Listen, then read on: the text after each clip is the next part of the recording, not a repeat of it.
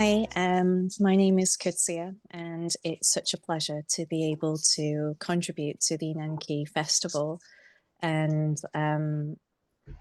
host this panel session entitled Women in Poetry Voicing the South Asian Female Experience. No image, line, or expression stands alone. Rather, it bears its markings in a long tradition of thought. Each writer is looking to mark their own individual response to a literary tradition, the strictures of society, and the context from which their words emerge. When the body becomes politicized, each encounter, even the most personal, becomes political. As a Muslim woman, the expression of a nonchalant observation becomes integral to the shaping of one's liberation or oppression. In recent discourse, to subvert the understanding of the Muslim woman as a singular entity with no clear beginnings and endings, histories, or agency, there's been an interest in carving out alternative ways of looking at her. The publications of two collections of essays, It's Not About the Burqa and Cut from the Same Cloth, which offer a space for Muslim women to voice their experiences. But every space that is offered always feels laden with expectations to subvert or defend the female Muslim identity. To be a visibly Muslim woman is to accept that everybody has an opinion of you. As a result, the individual is lost somewhere in between all of these discourses, and naturally, the focus on belonging shapes the worldview of those who are seemingly lost or unsure about their approach to these spaces. Poetry is a suggestive and open form. Its construction of voice and experience can enable us to claim the complexities of our lived experiences, refuting the dominant narratives and opening up conversation.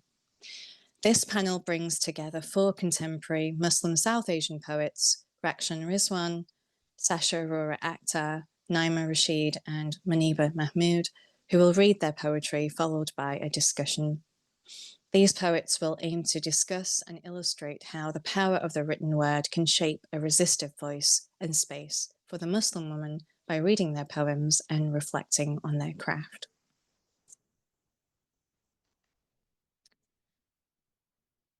Our first reader is Muniba Mahmud. Muniba Mahmud is a self-described compulsive writer and poet whose work frequently explores the intersection of identity, heritage, spirituality, and social justice. Muniba channels her passion for storytelling into her creative and literary arts initiative Rawani, which is dedicated to fostering and preserving authentic creative expression from underrepresented communities. An alumna of the Faber Academy and Columbia University, Muniba draws on her background in marketing and interests in history, politics, and development to craft her writing. Thank you, Kutsia. I was very moved by the beautiful introduction you made to this panel, and thank you so much for having me here amidst, such brilliant women writers. So I'll start by saying, I've lost my voice. I've lost my voice. Red tonsils, inflammatory statements from the yet voiced, and not yesterday, and nor today, may truth be spoke to power. In silence we cower. I cannot speak. Brown Muslim woman, raised to be meek, unable to talk of a something outside.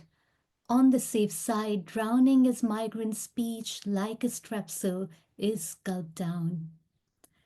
There's a lot I cannot say. School children, not allowed to pray. Passive-aggressive slides day after day. Free speech and life are universal human rights. Avoid whispers too, says the medical advice.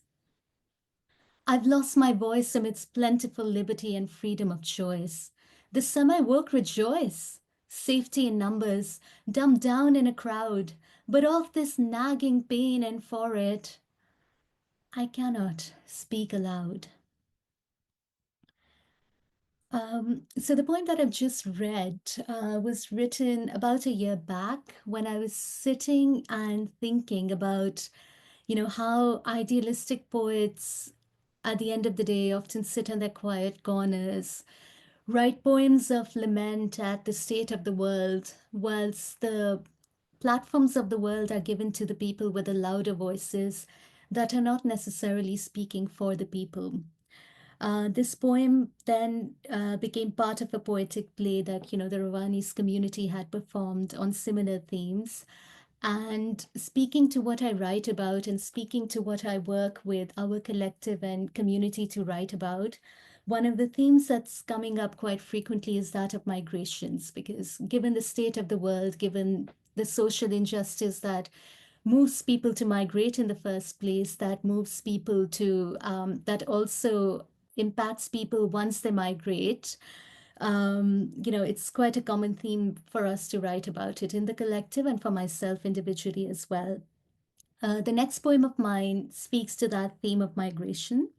It is a sad one. I did write it when a Greek boat containing more than 300 people drowned, when a migrant boat, I should say, drowned off the coast of Greece about 2 years back.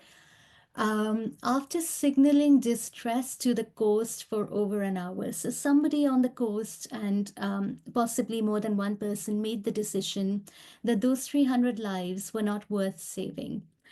And that boat is just one out of many that drown frequently. And when stories about what had happened on board surfaced, we found out that there had been discrimination between different nationalities and ethnicities of migrants on the boat itself as well. The poem is called A Teardrop in a Vast Sea. They were warned of the choppy waters in the rough seas, but they said, "We've always lived our lives neck deep. Many a mighty boat lives on the ocean bed, but they say at rock bottom, we've been born and bred. Traffickers say they're not to blame. Migrants are aware this is a risky game. Not on us, say the Coast Guards, doing as we're told. To think they'd be welcome here, that's mighty bold. For sunk boats, burn boats, return boats are ever replied with little hope, and yet somehow they still seek the boats, desperate to escape their lands of no bridges, ablaze lined with trenches and ditches, pining for the boats, praying for the boats, paying for the boats, till one day they're called to a boat, lump in their throats, and then crowded on the boats, mocked on the boat, locked on the boat, for oxygen they choke, no water for their dry throats, until a flood of it gushes through. For people of boats, there's often no choice but to sink or float. The waves may wash some bodies ashore, of those for whom a doom boat is the closest thing to home they'd ever known. A teardrop disappears into a vast sea. Perhaps in heaven the angels weep. Um, at around the same time, excuse me, at around the same time that I wrote this poem, I was lamenting about the state of affairs in Pakistan. So this poem, the next poem that I'm going to read, is also written around the same time period, and given a lot of unfortunate and dark things that are going on and have worsened since I've written the poem, I thought it would be fitting to share it here. It's again a poem written, in a state of despair, and it's called Words Have Left Me. In the heavy air of evening, as the sun sets in its yellow with its yellow hues. Sorry, I am going to pause. In the heavy air of evening, as the sun sets with its yellow hues, clouds of grey cover the sky. The last returning birds take flight. I watch them buoyant as they fly. Though dense the air, they carry on still. Do they hear the sorrows of the earth? I tell them, but my words have run dry. This pen's ink may yet still have flowed, but the heart is weighty with all it knows. Man destroying man, justice lay slain. Can we ever salvage what little remains? I think of my burdens with pounding head, but the headlines remind me Many more are now dead. Peshawar bleeds with violence undone. Lahore, Quetta, Karachi, destitution have won.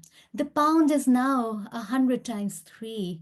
They'll cut back on food, though already hungry. Please don't speak up, kind friends plead. Fear hasn't overpowered, but words have left me. Sparse blue scribbles on this white page. Little remains now to think or to say, but beyond human worry, never far from me, nature ever constructs its splendid scenery. In the sky, there's quiet, last bird's flown away. Orange and pink glows the sun's last display. Beyond electric poles and the starry city, purple and blue palette, the horizon is serene. I see it now, knowing deep dark overtakes. Blood and tears flow free, endless heartache. Yet even now, as hope appears to pass by, nature's solace, the pen's ink, has not run dry. And Kutsia, if I'm okay for time, can I read just a final one? Okay. So this poem is was written when I was kind of desperately trying to seek hope in light of what's going on around the world, and reflecting on the messages that nature give us, that spirituality gives us, that religion give us, that you know give us hope and a guiding light when we see the world burn, when we see a lot of difficulty and injustice. And it's called The Aftermath. After the storm has passed, when the flood waters recede, brown shoots will reveal, shielded amidst tangled roots, flowers that never bud, many a seed we watered, life that never came to be. The past, the evil has aged beyond harm's way, rendered frail and weak justice serves on its appointed day, arriving as surely as the waters that once buoyed our ships in the sea cycle back as reviving rain, nature in harmony. As the buzzing bees that serve, that heal, that heed, their ranks orderly, ours to rule, to divide, homes built as palaces, fortified, functional, purposeful, their hives. The fickle shall pass and substance will last. They model healing, unity. We rise together as one community. And in the aching brain, each neuron as a bolt is fixed, revives as surely as the bee pollinates the flower, and trauma conjures no more tricks, clarity of thought nourishes under the clouds' gentle shower. In the aftermath, we sip the nectar that heals as a new day yields. Green shoots up the soil that catches the sun. In the garden of our souls, the broken find themselves, become whole, where blooms many a flower we never knew we planted. Thank you. Thank you, Muniba, for that peaceful reading. Our next reader is Naima Rashid. Naima Rashid is an author, poet, and translator who works between Urdu, Punjabi, French, and English. Her work has been longlisted for National Poetry Competition and Best Small Fictions. Her published translations include critically acclaimed translations of works by Ali Akbar Natik and Perveen Shakir, and a joint translation from French, Chicane. Her most recent work is a poetry collection, Sum of Worlds, printed by Yoda Press in 2024. Her works and views have been widely published internationally, including in Wild Court, Poetry Birmingham, The Scores, and Asymptote. She has conducted translation workshops with Shadow Heroes and will be conducting one with Bristol Translates in 2025. At present, she is working on her short story collection and her novel.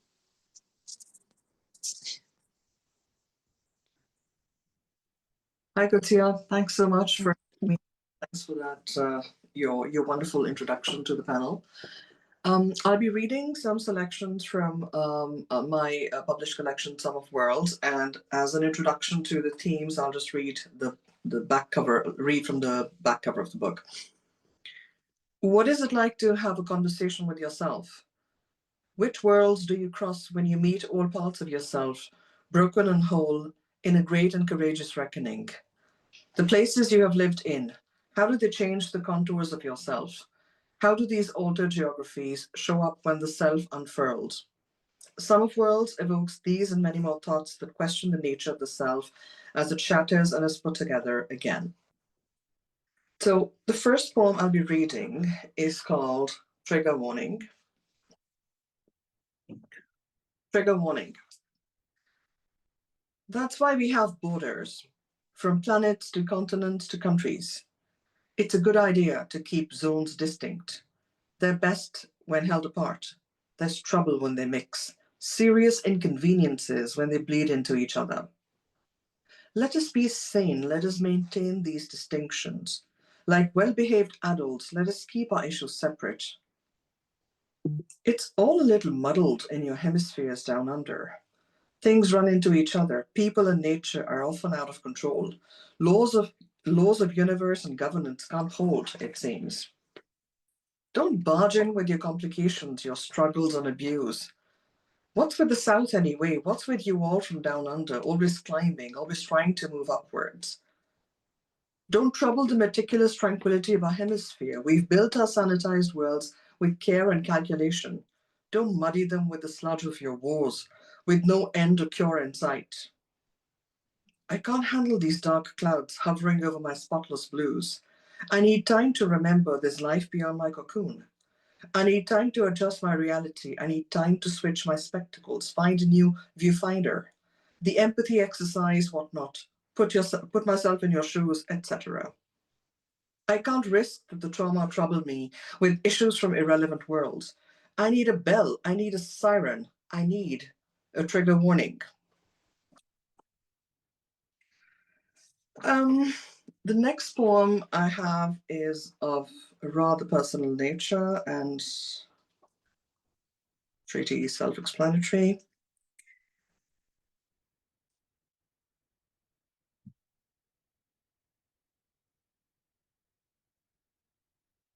It's called Idle Blades.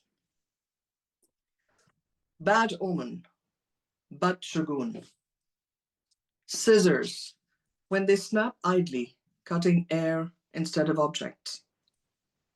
Elders used to say it caused fights in households. Knives, tongues, scissors, they're all the same. Their work is the work of evil when left unrestrained.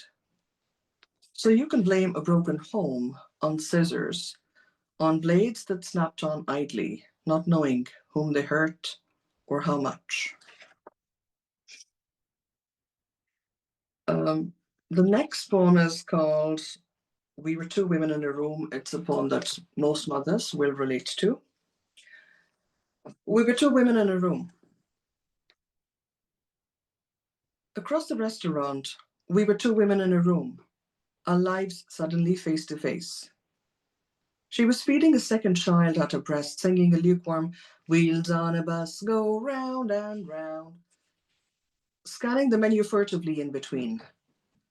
Shiva, with hands in 100 places, in her mind the hissing rattlesnake of a to-do list, making her eyes senseless busy, mist-covered windows. Baggy pants, baggy shirt. I remember the time I had harbored my body in the flowing folds. I remember when that felt like the only safe place. I know by the heartache of absence now that absolute dependence of a body that came from you was bound to you, against your breast, lining the inside of your mind, wedged like a tiny nuisance between you and another who made love each night. Or was that another life? I remember the vertigo, the merciless falling through space, finding footing between losing what you thought was a thing of beauty and watching it become something from a biology textbook, a vessel through which life fulfilled its purpose. I remember the strangeness of milk flowing. I remember the soreness of breasts to the touch. I remember the inkwell of shame, the silence you could howl yourself hoarse into, doors closing with nowhere to run. How cliched would it be to smile to her and say it will go by too fast? How much he needs you now hurts nothing like how little he will need you later. You won't believe me if I told you. The ease of their goodbyes will break your heart. Time will free up suddenly like a lake drying up in the sun. You'll find yourself a stupid jack in the box grinning, head out of water at last, painted and dressed with nowhere to go, late for the show. Always late for the show. That's probably how she saw it. Look at this woman, sitting in the middle of a cafe by herself, like a queen, owning her solitude and her space. No children to put to sleep, no duties pulling her a million ways. What sweet freedom it would be for a woman to be this free. We were two women in a room, each looking at the other, thinking how much time had gone. Um, Good to see you. I have time for another? Yeah. Right. So this one is called Punjaban in Calvin Klein. Well, I think a lot of people will relate to this too. Punjaban and Calvin Klein. What's that about as you hang the jeans back? That bowed head, were you thinking, I'll never fit into these? Why do you care if your contours defy the rigid geometry of borrowed wear? Why do you need to flatten your curves to fit into miniature grids? Those thighs weren't made for the clickety click of pencil heels through narrow cobblestone streets, the harried rhythm of cities on steroids. They were meant for lush green fields, verdant acres without end. They were meant for free-spirited runs through fields of mango trees. Your soles kiss the soil with a settler's timeless pride, full force and gentle, in the primal touch of dust and dust, every clap a salutation, every step an act of salam. You roam the earth as if all of it was sacred turf, your ancestral playground. Your fullness is an arc drawn back to your ancestors, a life lived by the simple and visible, labor sowed and bounty reaped, the cycle of four seasons. Don't starve your spirit to fit a preset frame. You were meant for other scales, not for you sipping tea with puckered lips, holding teacups at slippery fulcrums of narrow-arched handles, right hand spinky stretched. Your manna came straight from the udder. You drank bounty as wide as October clouds, with froth as pearly as a waterfall's drop. You drank by the generous gulp, not the calculated sip. Your wide-rimmed copper glass cool as the shade of trees on your head, cool as the soil beneath your feet. Not for you the prudish talk, webs of malice and urban deceit. Pure-hearted one, you only know how to say things as they are, the truth in your heart spilling straight from your mouth before your mind can know. Thanks. Thank you very much, Naima, for those wonderful readings. My third reader is Rakhshan Rizwan. Rakhshan Rizwan works as an acquisitions editor. She is a PhD in comparative literature from Utrecht University. Her poetry pamphlet, Paisley, was shortlisted for the Saboteur Award and the Michael Marks Poetry Prize. Her writing has appeared in Nimrod, Postcolonial Text, and Blue Lyra Review, among others. She is on the editorial team of the Children's Poetry Journal, Tiger magazine. She is from Lahore, Pakistan, has lived in Germany and the Netherlands, and currently lives in the Bay Area of North California. Thank you for that really wonderful, undeserved introduction. Yeah, just really basking in the glow of everyone else's reading. So thanks for having me. I'm going to read from my last poetry book, Europe Love Me Back. I have it here in my hand.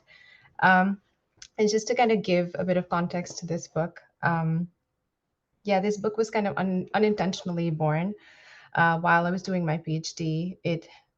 I feel like I needed a kind of outlet. So the poems are very personal, they're very confessional. They reflect on themes of like belonging, what it means to be a Muslim woman, as Qudsiya pointed out, what it means to be an academic in Europe and, you know, beyond the margins of academia.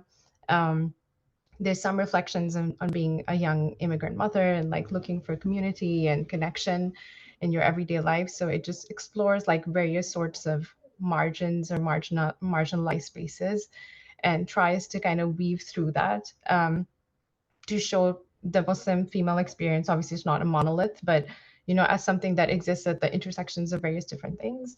And yeah, I started writing these poems as a kind of outlet to my some of my frustrations, points of anger, points of hope.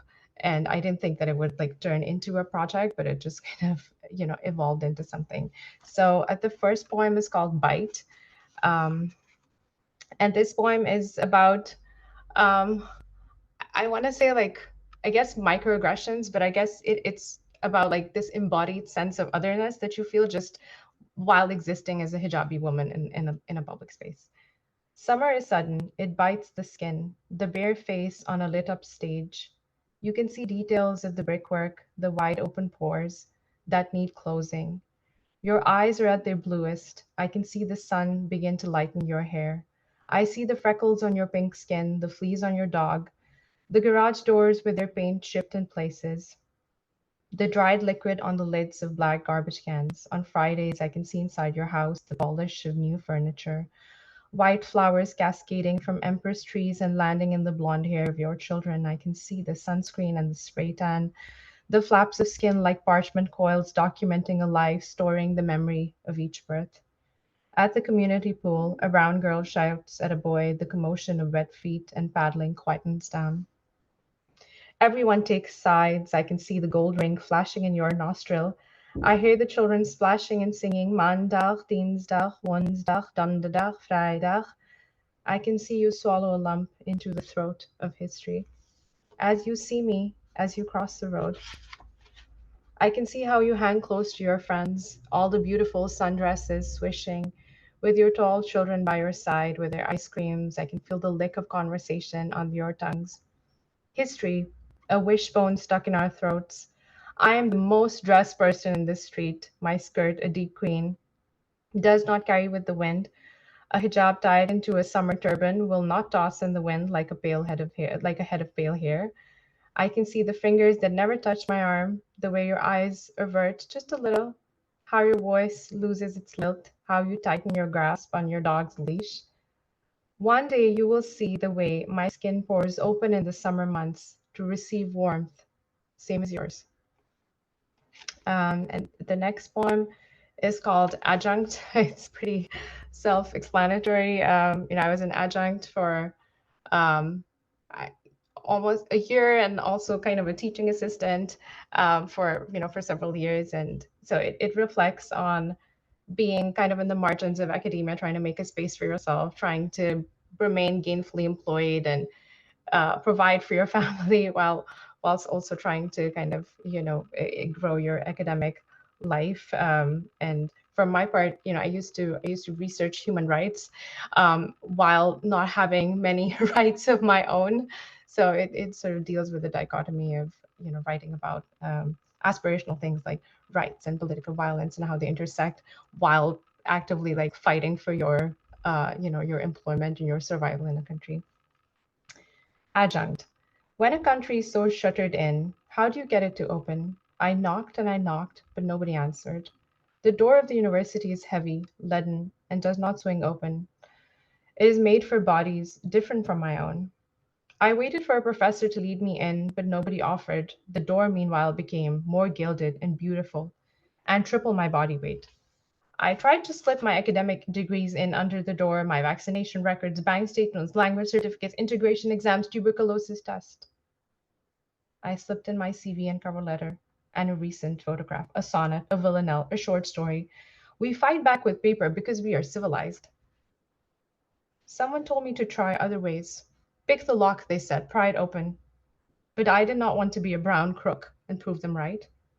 Instead, I did a performance piece, tied myself to a cardboard replica of the Gothic door, and carried it everywhere to the library, the bus, the train station, wearing it even as I showered, ate, performed literature reviews and research papers.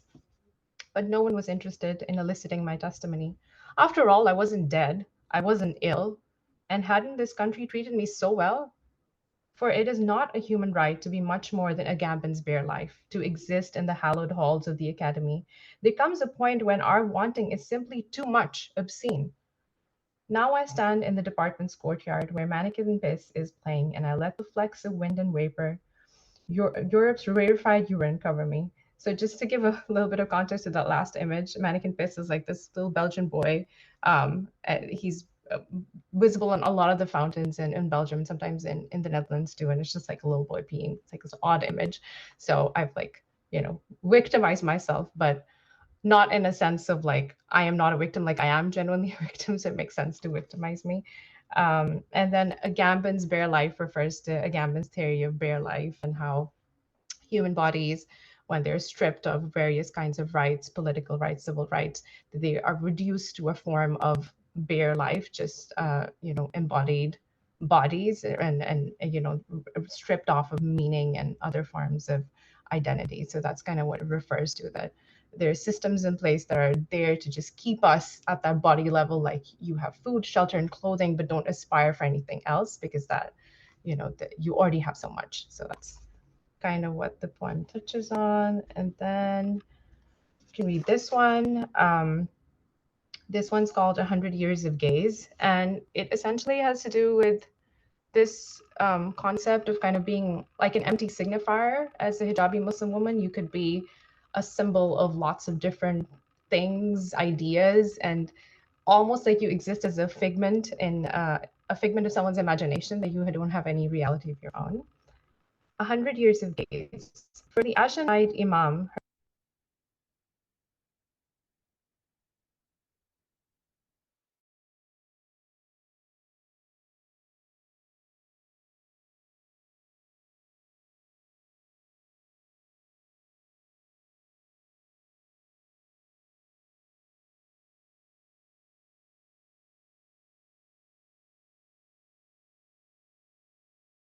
so I'm going to read 100 Years of Gaze. And so, yeah, this has to do with this idea of being like an empty signifier. So just an entity, a symbol of many different things without any voice or reality of your own.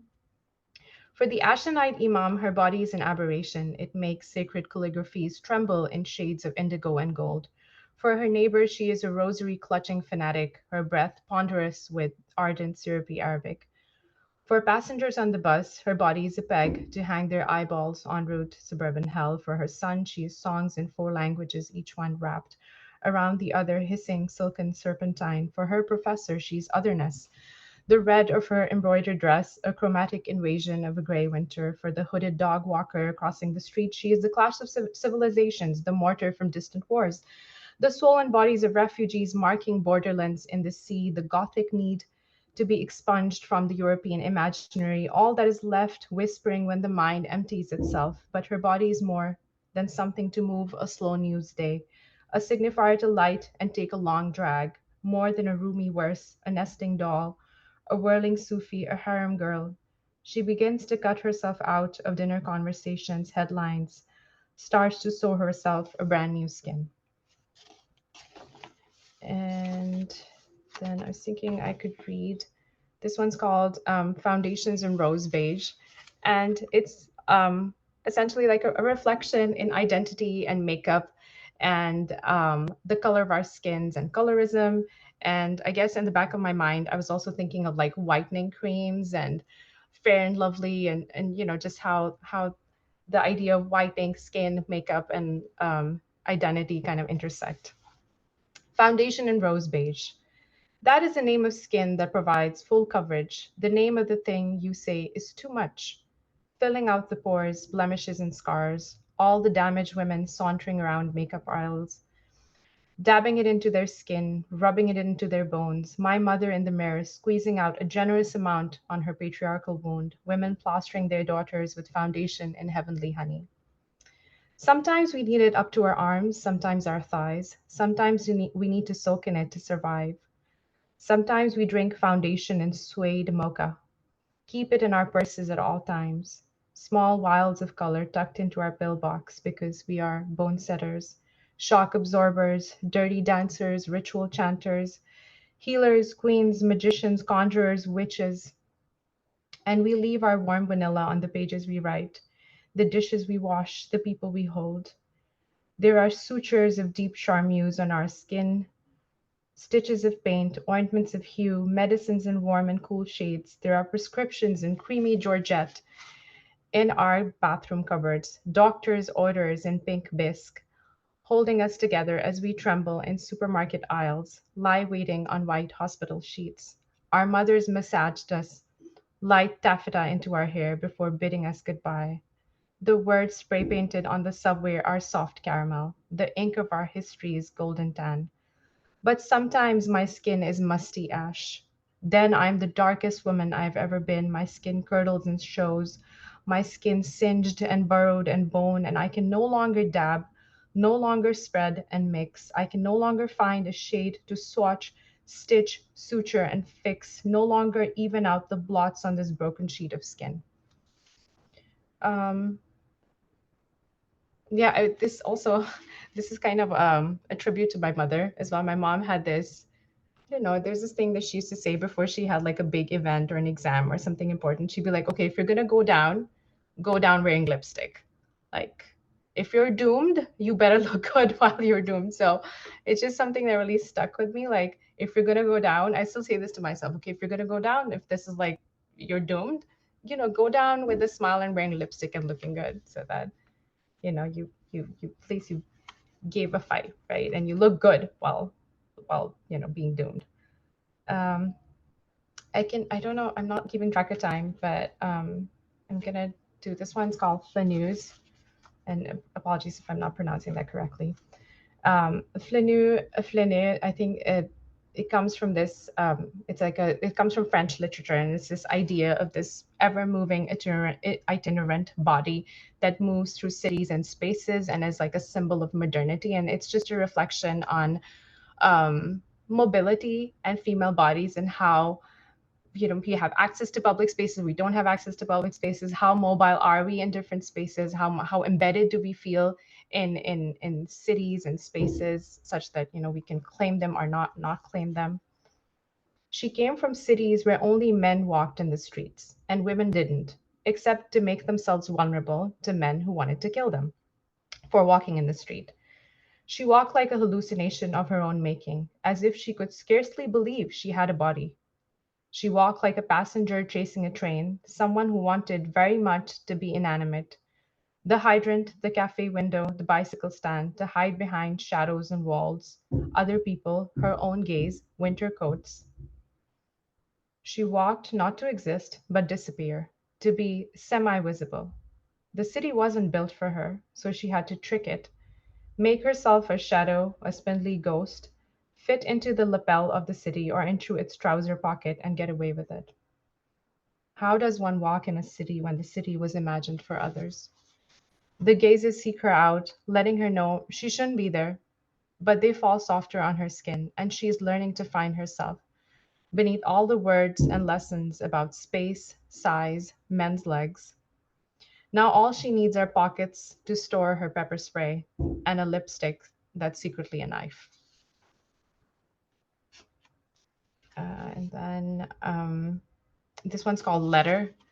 And this has to do with how precarious you are as an immigrant, or just as any kind of minority, but particularly as some kind of immigrant, someone who's moved from one country to the other, and how your life is decided via letters and emails. And a letter, an email, or notification could just shift like the entire course of your life, and how you're living life on razor's edge with that uncertainty and navigating that day after day.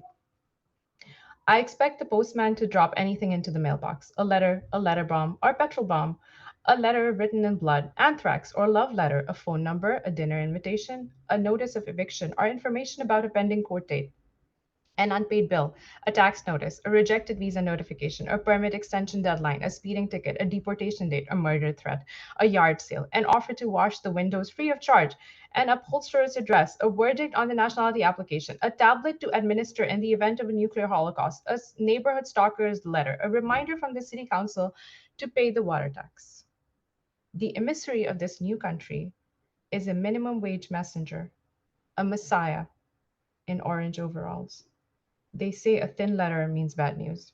You want a fat envelope, a delicious letter with juicy news. Stab it with a fork, but watch out for parcels, especially uneven ones bound with string. The scarlet letter found in my stomach a free lottery ticket. The letter with the Queen's seal ripped me from the side, its hands shaking and white. The speeding ticket found rage sleeping in my palms. The unmarked bill opened me while holding its breath and found the number of a collection agency.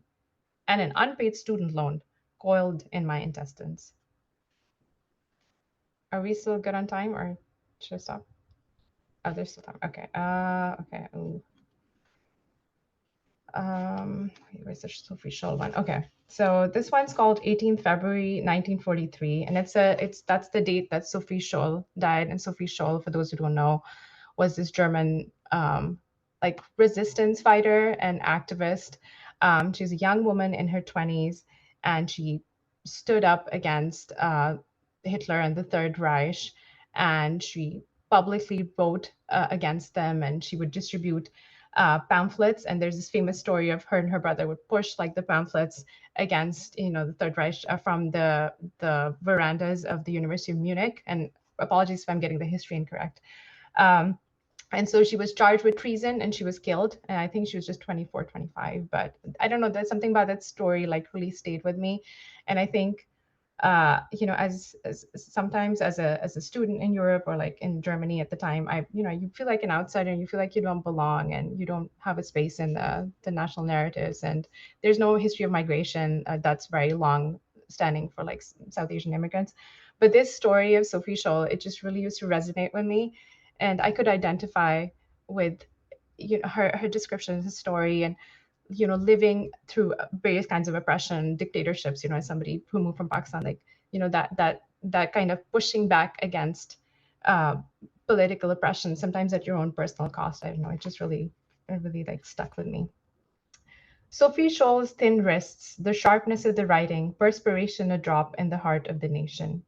Its poisoned spleen, hurtling paper, the caretaker catching a sinner in his line of sight.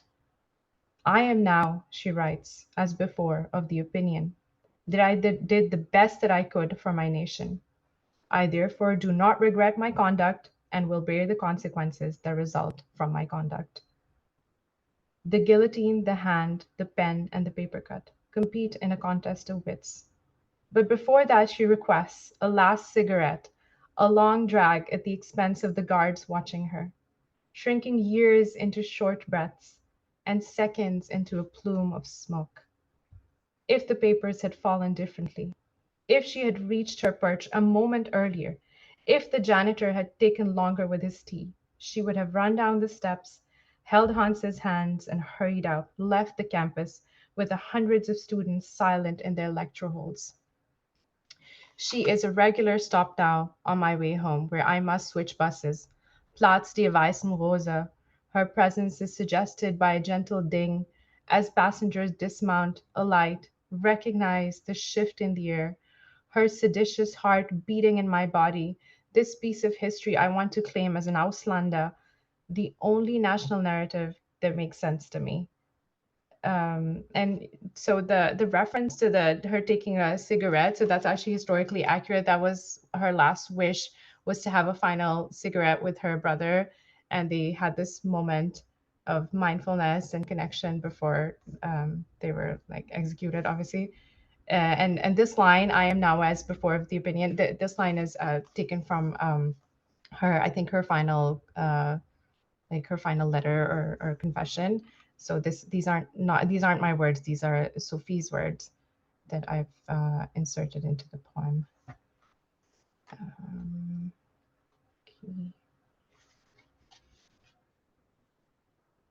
Okay, not this one. Oh, Kutsi, you were gonna say something? Oh, okay. This one's called Caucasity. And Caucasity, I guess, is a play on like audacity, like, oh, the audacity of it, and then you say, oh, the caucasity of it, when it's people of a certain non-melanated appearance. And this poem recreates my own experience of attending a conference on like post-colonial studies.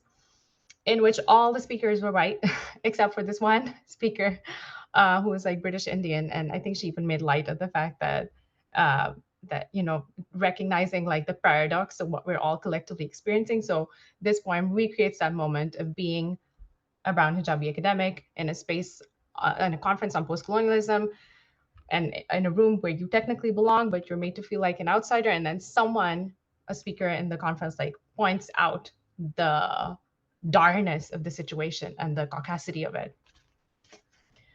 A latecomer at a post-colonial Perspectives on Cosmopolitanism conference. I make myself invisible. This should be easy since I've spent the last decade learning the skill of artful disappearance. The crowd is a sea of academics in black jackets. Nobody turns because I'm quiet, and I seat myself in the last row.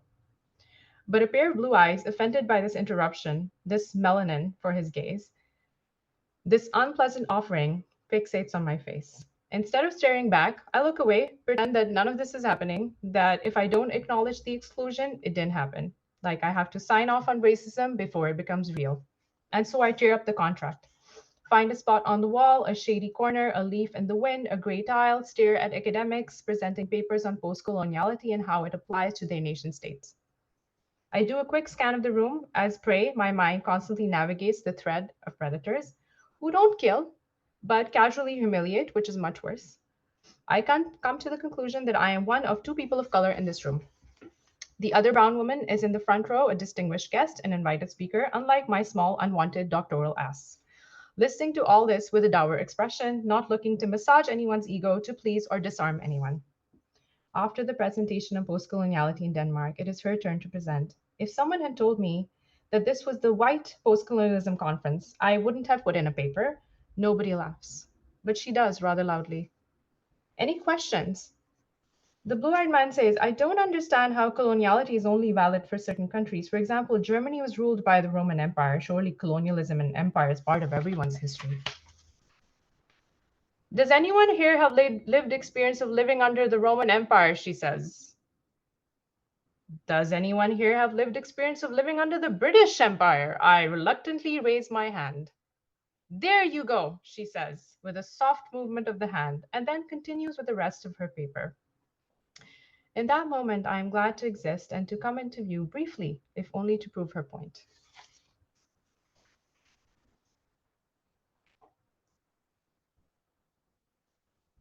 I should keep going.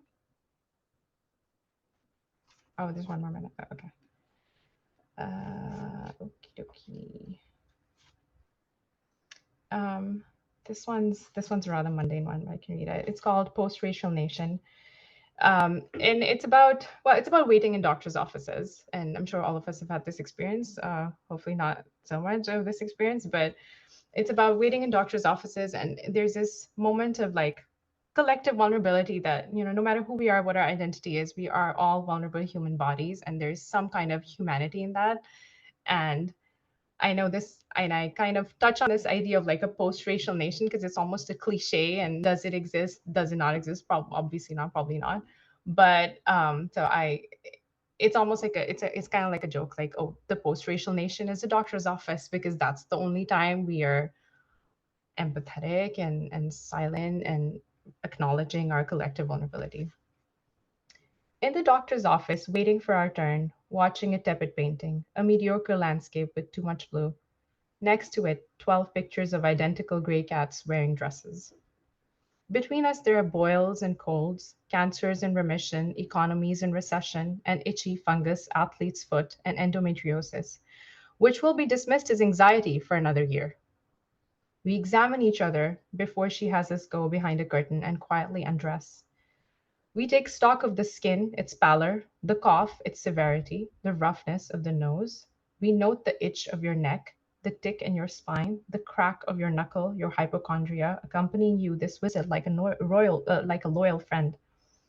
We see when you cradle your belly. Weren't you here the last time I came? How often do you need to show up? Would you like an awkward conversation? Or will you browse a magazine from 2013? Be well, the room says. You fill in your prescriptions. Keep out of the reach of children. Shake well before use. Don't scratch after application in this post-racial nation.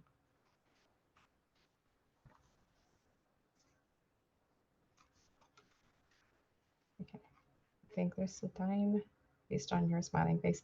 Okay, I think I've read the whole book at this point. Oh, this one's about teeth. So this one's called Third World Teeth.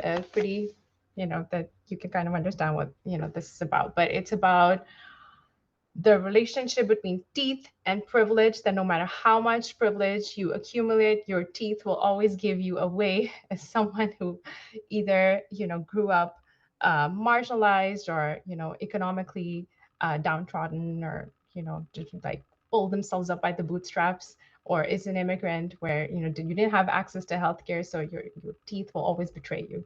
But, it has fun with this idea. So um, yeah, it's a play on teeth and how you can your teeth like betray you.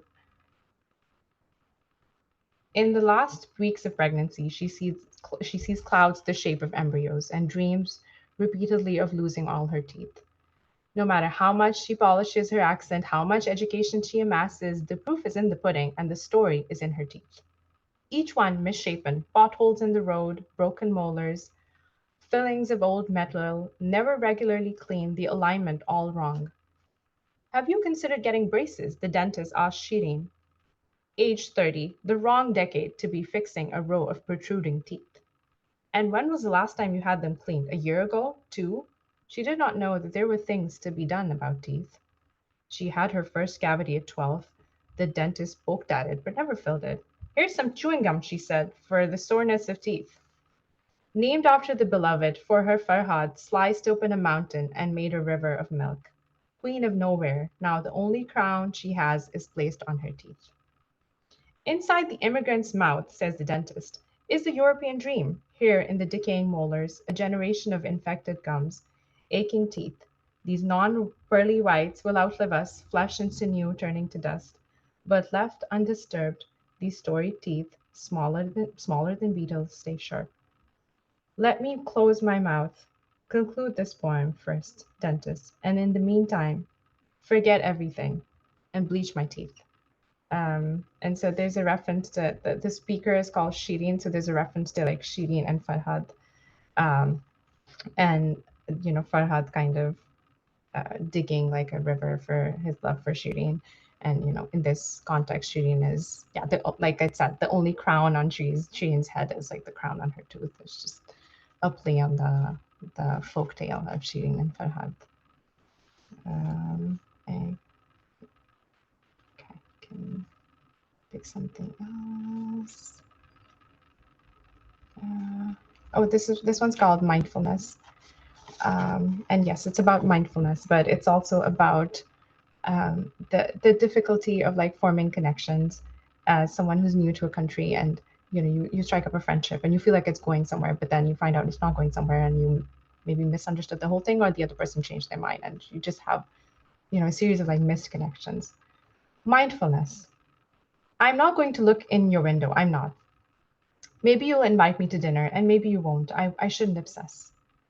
I suggested it once and texted you about it twice, but you're busy, and that's enough. Your house is across the street.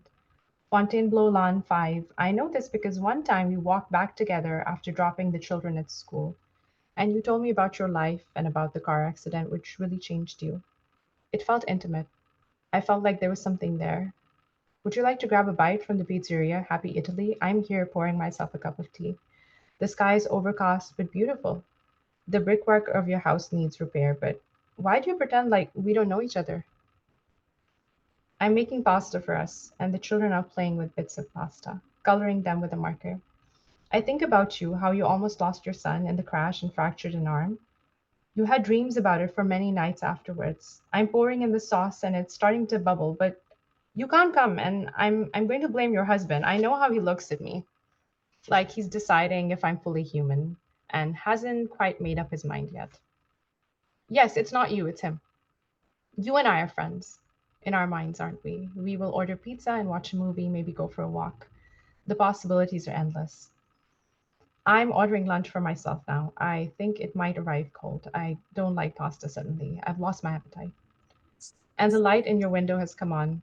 I don't know how you like your tea, as you never told me.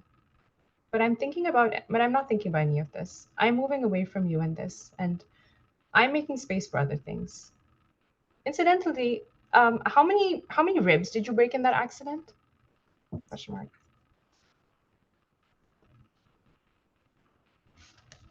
Thank you, Rakhshan. Sure. Thank you for such wonderful readings, powerful readings, and thank you for your explanations as well. It's super useful.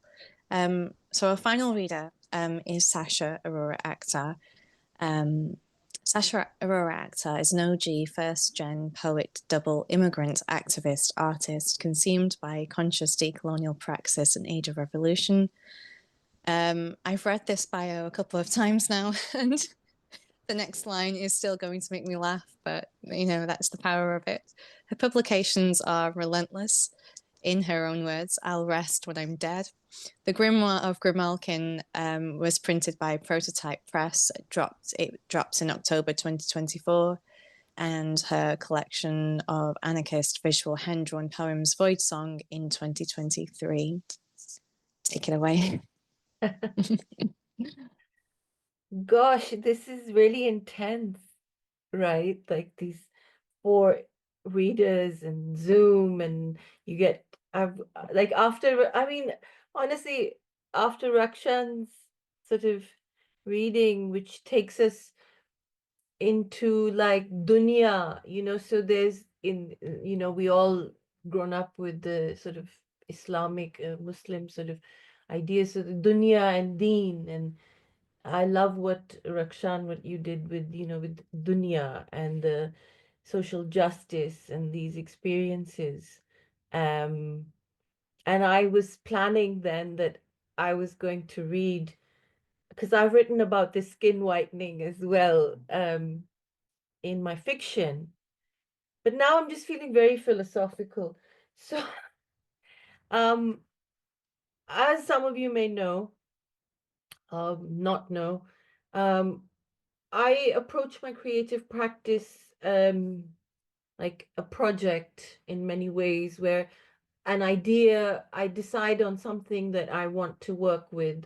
It can be anything, and then it goes on and on, the pondering and the contemplation. And a lot of it has to do with decolonizing dominant paradigms. That's what I've come to realize. I'm always trying to undo things. And I was recently doing a reading, and I was asked a lot of questions, which was great. And it helped me understand that I'm not so much anymore now interested in decolonial as imagining a center which is not colonial, like it was never colonized, and what might that be. So and perhaps in a protective way, it is anti-colonial in its inception. So within that sort of idea, I go back like centuries, because my problems with colonization